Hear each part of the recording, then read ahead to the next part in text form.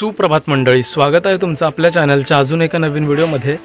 मंडळी, आज आहे श्रावण महिन्यातील दुसरा सोमवार, तर त्यानिमित्त निघालो आहे ते देवाच्या तळामध्ये। आमच्या इथूनच 1-1.5-2 किलोमीटर अंतरावर गावापासूनच वरती देवाचं तळ आहे, तिथे शंकराचं मंदिर आहे। तर आता निघालो तिथे पूजा करण्यासाठी। चला तर मग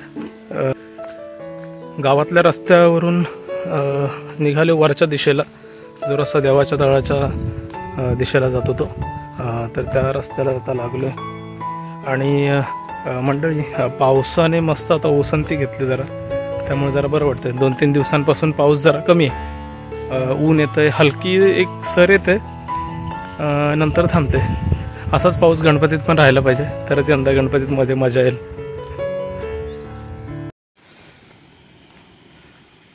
बघा, इकडं संपूर्ण भातशेती आहे आणि भातांनी पण बघा मस्त असा जोर धरला आहे।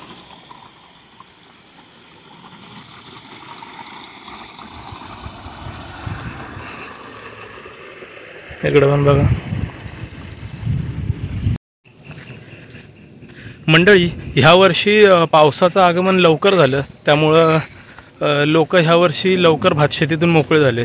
आणि आता महिनाभर पण नाही, एक 20-25 दिवसातच आता आपल्या लाडक्या बाप्पाचं आगमन होत आहे। त्यामुळं सगळे शेतकरी तर त्यांच्या कामातून फ्री झालेत, त्यामुळे यंदा गणपतीमध्ये पण एक वेगळीच मजा असेल।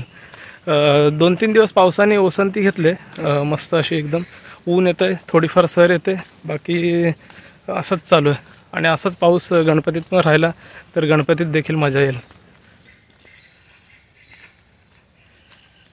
चला तर मग आता पोहोचलो देवाच्या तळाच्या आसपास। मस्त ऊन पडलं हलकासा, सकाळपासून पाऊस नाही अजिबात। बघा, एकदम सुकं खड आहे सगळं। इकडे पण बघा सगळे शेतीचे। आणि आता आपण पोहोचलो ताडाजवळ।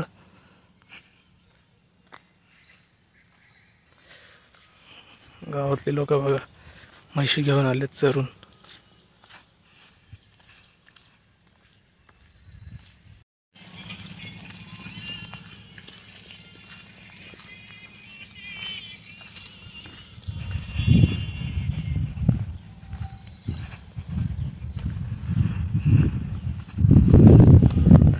आता मी पोचलो जवळपास देवाच्या तळाच्या आसपास, आणि इकडंच बघा ना ताडाजवळची लोकांची भातशेती।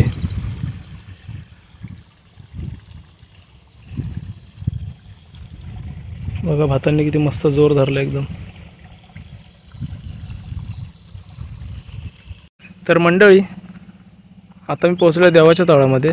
हा रस्ता जातो तो खोरामध्ये, इकडं लोकांची शेती वगैरे, आणि हा रस्ता जातो देवाच्या तळाकडे। आणि इथूनच देवाच्या तळाच्याच वरती एक आमच्या इथूनच एक आदिवासी वाडी आहे, करमळीवाडी। तिथून इथून लोक जातात, ये जा करतात। त्यांना दुसरा एक पर्यायी मार्ग आहे वरसाईमधून, पण लोकांना इथूनच ये जा करणं सोपं होतं, त्यामुळे हे लोक आमच्याच गावातून इकडे येत असतात। बघा, मी आता पोहोचलो ते ब्रिजवरती, आणि हा ब्रिज इथला शेवटचा आहे, आणि इथून आपल्याला मग शेतातूनच जायला लागतं पायी चालत।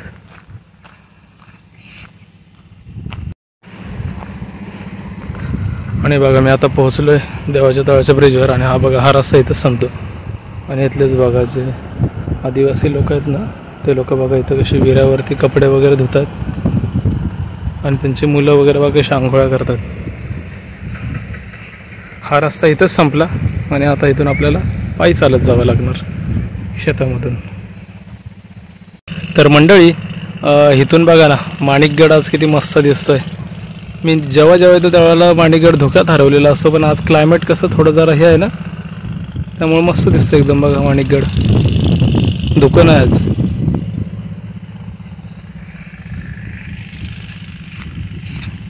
देवाच्या तळात यायचा जो रस्ता आहे तो मागे संपला आहे, आणि ब्रिजवरून आता मी आलो खाली। आणि बघा आता इथून शेताच्या बांधावरूनच आपल्याला चालत मंदिरामध्ये जायला लागतं। यंदा शेती लवकर लागल्या, त्यामुळे भाताने बघा जोर चांगला धरला आहे। त्यामुळे यंदा भातं लवकरच येणार आहेत कापणीसाठी. आणि भरपूर लोक आहेत, पूजा वगैरे करायला आलेत मंदिरामध्ये. आपण पण पोचलो आहे. पाऊस थांबला त्यामुळं मस्त वाटतं जरा. पाऊस जर असला की येताना मग छत्री घेऊन या, सगळं घेऊन यायला लागतं. तर मंडळी, आपल्याला जे समोरच दिसतंय ना ते हनुमानाचं मंदिर आहे. त्या तिकडं आहे ते भैरी देवीचं आहे आणि ते बघा ते आहे ते शंकराचं मंदिर आहे. तर अगोदर आपण जाऊया वरती शंकराच्या मंदिरामध्ये.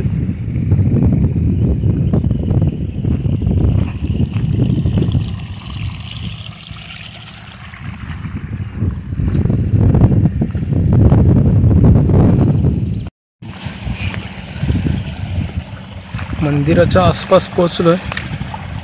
वाटेत बघा संपूर्ण छोटी छोटी व्हाळ आहे. त्या व्हाळाच्या इथूनच बघा जायला लागतंय. मंदिराकडे जायला जरा रस्त्यामध्ये गवत आहे.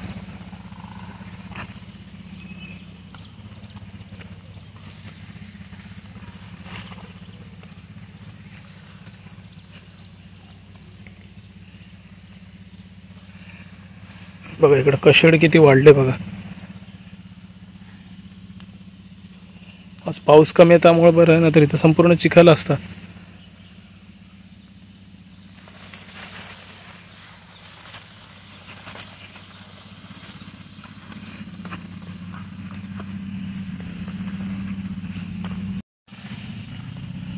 तर मंडळी, आत्ता आलोय ते मंदिरामध्ये. आणि मंदिरामध्ये बघा गावातील लोकांनी येऊन पूजा वगैरे केले.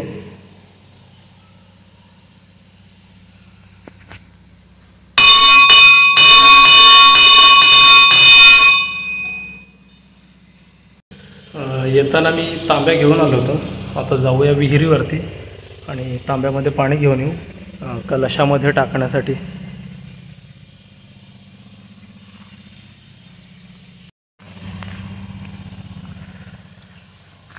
मंदिराच्या बाजूलाच इथंच एक विहीर आहे, जी वरची जी आदिवासीवाडी आहे ना त्यांच्यासाठी बांधली गेली.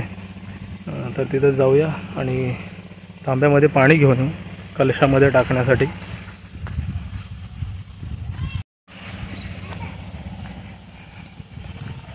आता आलोय ते विहिरीजवळ. बघा वरच्या आदिवासी वाडीतील लोक आहेत भांडी वगैरे धुण्यासाठी बघा इकडे विहिरामध्ये आलेत. आता आलो विहिरीवरती. ही विहीर आहे ना ती इथूनच वरती आदिवासी वाडी आहे त्यांच्यासाठी बांधली गेली.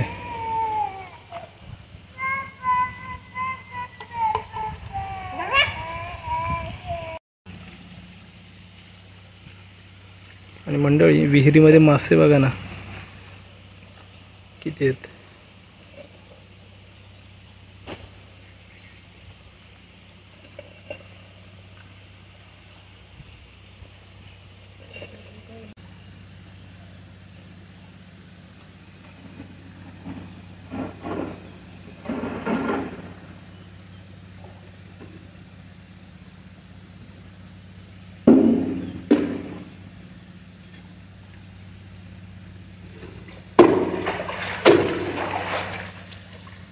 लहानपणी जेव्हा गावामध्ये नळांची सोय नव्हती त्यावेळेला असंच आम्ही विहिरीवरती येऊन कांड्याने पाणी काढायचं.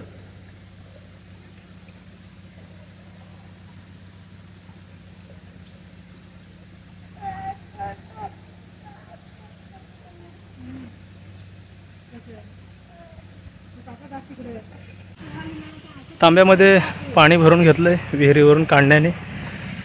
मंडळी इकडे देवाच्या तळात आल्यानंतर हे कांडणं वापरायला मिळतं, कारण विहिरीवरून लहानपणी भरपूर आम्ही अगोदर कांड्याने पाणी भरायचो. कारण ज्या वेळेला गावामध्ये नळांची सुविधा नव्हती त्यावेळेला आमच्या गावामध्ये विहीरच होती फक्त. त्यामुळं कांड्यानेच पाणी काढायचा एक त्यावेळेला अनुभव होता. आणि तो आता कसं गावामध्ये नळांची व्यवस्था झाली त्यामुळं सगळं ते विहीर वगैरे सगळं बंदच झालं यायचं. त्यामुळे इकडे देवाच्या तळामध्ये आलं की देवासाठी पाणी घ्यायचं असेल तर आम्हाला एकच पर्याय असतो, कांड्याने पाणी काढायचं. चला तर मग पोचले मंदिरामध्ये.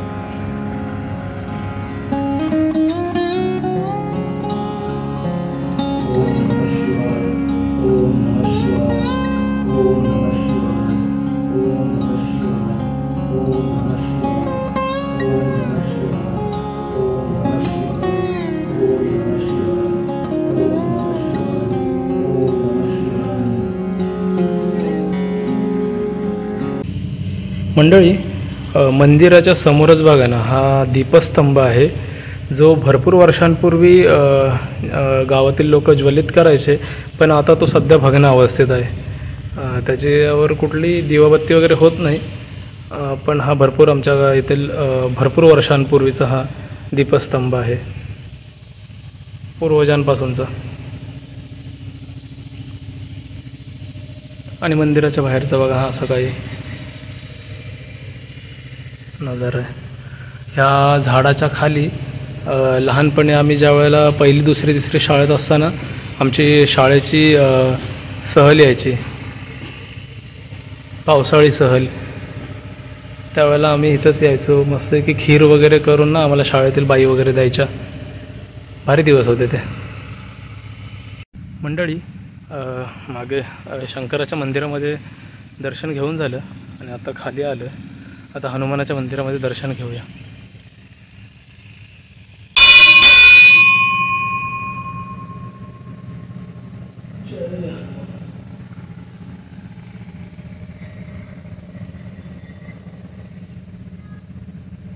आज श्रावणी सोमवार निमित्त आलो होतो इकडं मंदिरामध्ये. थोडा उशिराच आलो, कारण सकाळी सकाळी जर आलो ना तर गावातील लोकांची भरपूर गर्दी असते, त्यामुळं मग मनोभावे पूजा करायला देवाची भेटत नाही. म्हणून म्हटलं की आज थोडं उशिराच जावं. तर मस्त अशी देवाची मनोभावे पूजा झाले आणि मन देखील प्रसन्न झालं. त्यामुळं मी निघालो आता घरी. तर तुम्हाला सर्वात अगोदर श्रावणी सोमवारच्या खूप खूप शुभेच्छा. आणि मी हा आता व्हिडिओ इथंच थांबवत आहे. तर तुम्हाला आपला व्हिडिओ कसा वाटला मला नक्की कमेंट करून सांगा. आणि जर व्हिडिओ आवडला असेल तर व्हिडिओला लाईक करा, शेअर करा आणि माझ्या चॅनलला सबस्क्राईब करा, जेणेकरून येणाऱ्या नवीन व्हिडिओंचे अपडेट तुम्हाला मिळत राहतील. धन्यवाद.